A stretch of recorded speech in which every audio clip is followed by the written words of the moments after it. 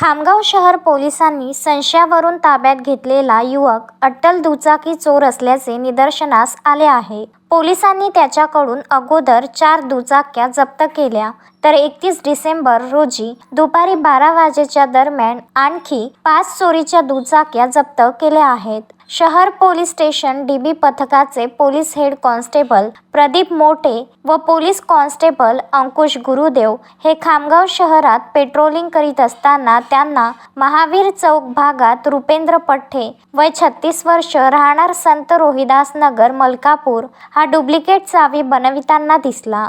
यावेळी पोलिसांना त्याच्यावर संशय आल्याने त्यांनी त्याची चौकशी सुरू केली. मात्र तो उडवाउडवीची उत्तरे देत असल्याने पोलिसांनी त्याला ताब्यात घेऊन पोलीस स्टेशनला आणले व त्याची कसून चौकशी केली असता त्याने दुचाक्या चोरीची कबुली दिली. यावरून पोलिसांनी त्याच्या ताब्यातून 4 दुचाक्या जप्त केल्या होत्या. दरम्यान चौकशीत त्याने आणखी दुचाक्या चोरीची कबुली दिली असून त्याच्याकडून पुन्हा चोरीच्या 5 दुचाक्या जप्त करण्यात आल्या आहेत. त्याने जलम, नांदुरा, मलकापूर, भुसावळ, मूर्तिजापूर येथून दुचाकी चोरी केल्या आहेत. आतापर्यंत त्याच्याजवळून 9 दुचाक्या जप्त करण्यात आल्या आहेत. पोलिसांनी त्याला न्यायालयात हजर केले असता न्यायालयाने त्याला 4 जानेवारीपर्यंत पोलीस कोठडी सुनावली आहे.